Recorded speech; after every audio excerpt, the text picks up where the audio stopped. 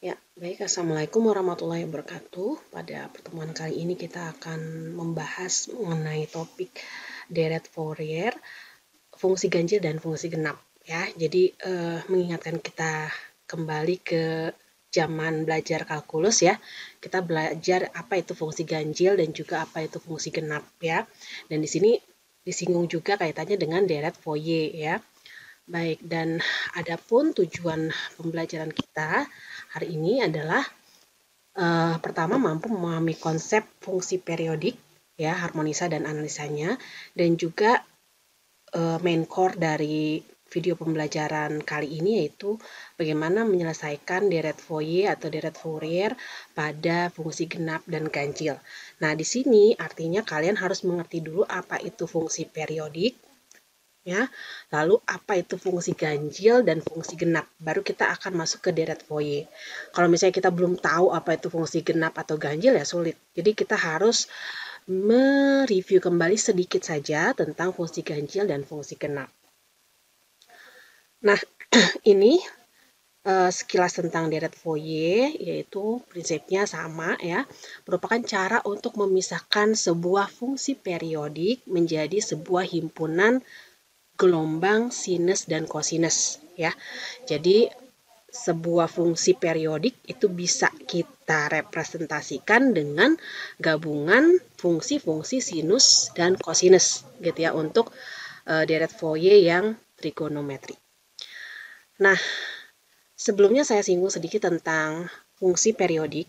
Fungsi periodik itu adalah misalnya kita punya fungsi fx gitu ya, dikatakan sebuah fungsi periodik dengan periode T gitu ya. Dengan periode T jika untuk setiap x berlaku, kita lihat di sini fx plus T sama dengan fx di mana T ini tadi apa ya? T ini adalah periode ya. Jadi misalnya kita punya contoh grafik fungsi ya seperti ini gitu. Nah, ini kan dia periodik ya karena dia berulang gitu ya. Dia berulang. Kalau misalnya saya punya di sini 0, 1, 2, 3, 4, 5 dan seterusnya seperti itu. Ini misalnya T dan di sini adalah FT. Nah, kita bisa lihat di sini bahwa fungsi pada gambar grafik ini dia berulang setelah periode berapa gitu ya. Jadi dia akan berulang, kita lihat di sini ya. Ini kita lihat 1. Nah, ini 1 kali. Terus dia akan berulang lagi 2 gitu ya. Terus dia akan berulang lagi, nanti di sini ada 6, 3. Jadi dia akan berulang setiap T-nya sudah sampai ke 2. Jadi kita bisa simpulkan bahwa pada gambar grafik ini T-nya adalah 2. Gitu ya.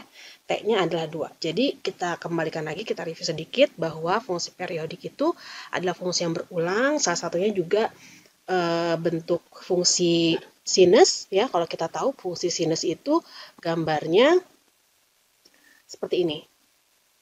Nah dia berulang. Setiap satu gunung dan satu lembah dia berulang lagi. Seperti itu. Ya. Nah, ini adalah fungsi sinus. Gitu. Dan ada juga fungsi kosinus ya. Fx sama dengan cos x. Dimana kalau gambarnya kira-kira gitu ya, anggap aja ini bagus ya gambarnya ya. Jadi kalau misalnya di sini ada satu-satu ya gitu, kira-kira gambarnya seperti ini. Nah, gitu ya.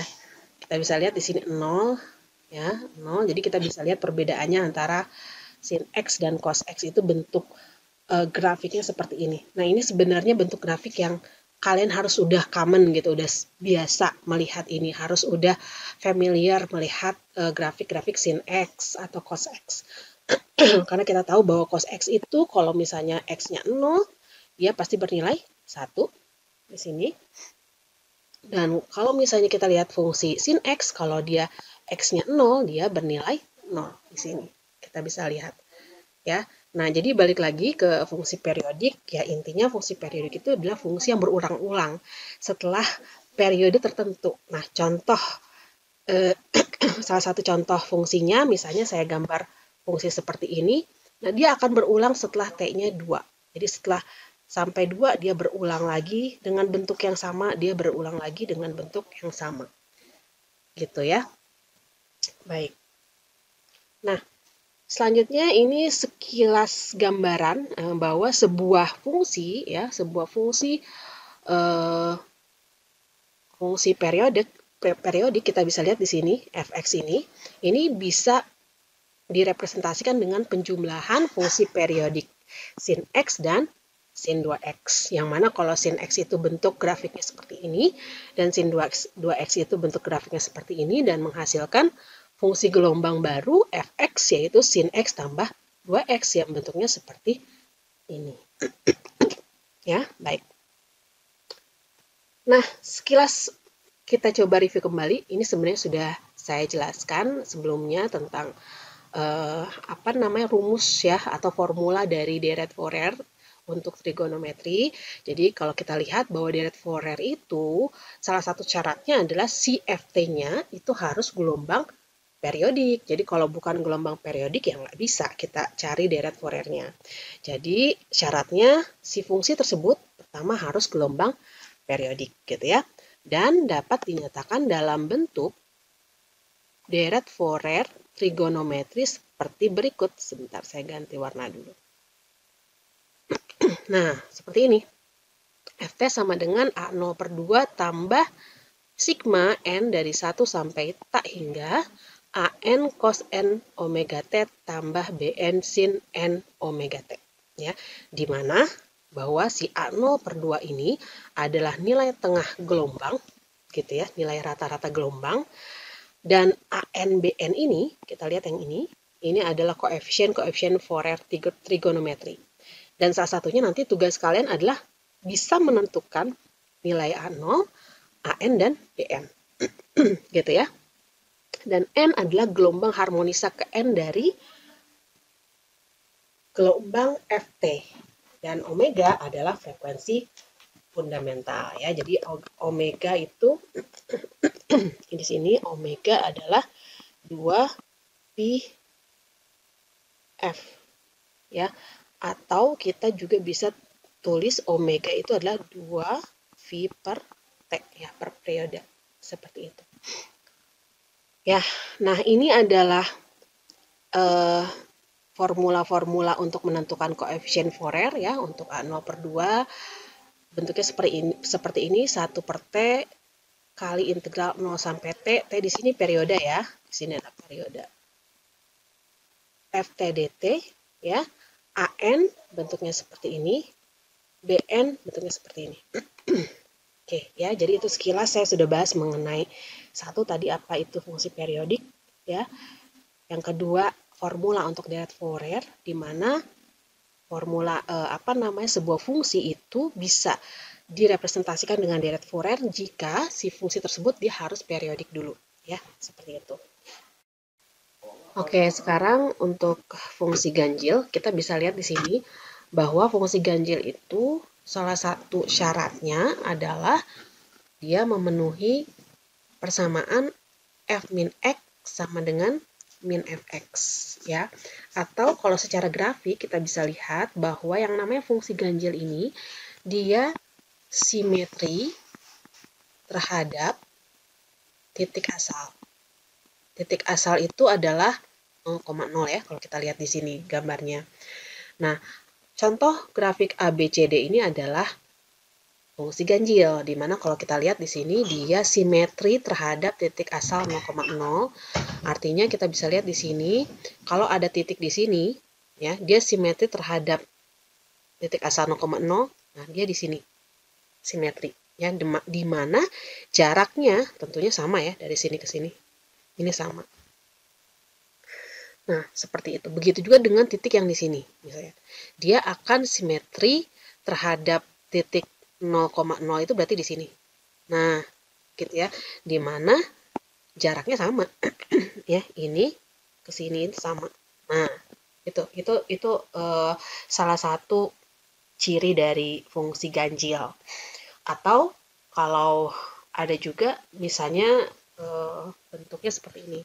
grafik biar kita lebih mudah untuk mengecek bahwa fungsi ganjil itu adalah f min x sama dengan min fx. Misalnya saya punya grafik seperti ini. Nah, ya, ini x, ini fx. Gitu ya. Misal kita kasih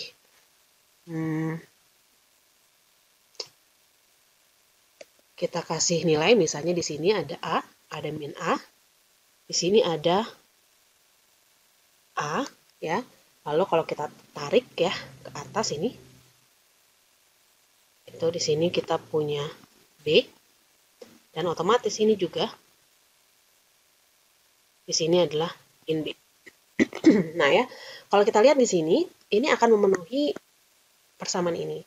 Dimana kita tahu, coba dari titik yang pertama ini, kita lihat bahwa FA, gitu ya. Perhatikan titik yang ini, FA sama dengan B. Gitu. Dan selanjutnya kita perhatikan titik pada grafik ini, kita ketahui bahwa F min A, gitu ya, sama dengan min B. Dimana kalau kita lihat, min B itu adalah sama dengan min FA. Gitu ya. Kita lihat dari sini. Ketika FA sama dengan B, berarti kalau min B itu adalah min FA. Sehingga terpenuhi F min A sama dengan min FA.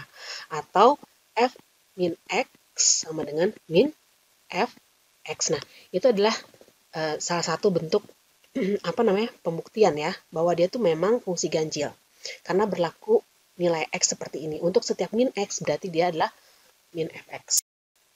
Nah, selanjutnya kita akan melihat apa itu fungsi genap ya, simetri gelombang untuk fungsi genap. Ya, jadi kalau kita lihat tadi simetri ganjil itu salah satu cirinya adalah dia simetris terhadap titik asal ya. Nah, sedangkan untuk fungsi genap, salah satu cirinya dia adalah simetris terhadap sumbu Y. Jadi kalau kita lihat di sini, 4 gambar ini dia simetri terhadap sumbu Y ya. Yang pertama kita bisa lihat di sini ya. Nah, sumbu Y itu kan ini. Jadi titik di sini dia akan simetri dengan ketika disimetrikan dengan sumbu Y, dia akan punya jarak yang sama gitu ya. Nah, ini. Begitu juga ini. Ya, sama. Dan dia juga kalau kita cek ya secara matematis bahwa untuk fungsi genap ya, dia akan berlaku f min x sama dengan fx. Atau misalnya saya buat contoh, anggap saja ini rapih ya. Nih, saya punya contoh seperti ini. Ini ada x, ini ada fx. Lalu saya coba ganti warna dulu ya. Lalu misalnya saya punya di sini min a, lalu saya punya di sini A, lalu saya tarik, min A itu berarti di fungsi ini tuh di sini. A di fungsi ini tuh di sini. Nah, ini anggap sama ya. Di B. Nah, gitu ya. Karena ini simetris terhadap sumbu Y, gitu. Nah, kita lihat di sini. Nah, gitu ya. Bahwa titik ini kalau kita perhatikan, sama ini, F min A, ya. F min A dia hasilnya B. Gitu ya. Dan untuk titik ini, FA itu hasilnya B juga. Jadi memenuhi ini. Ya.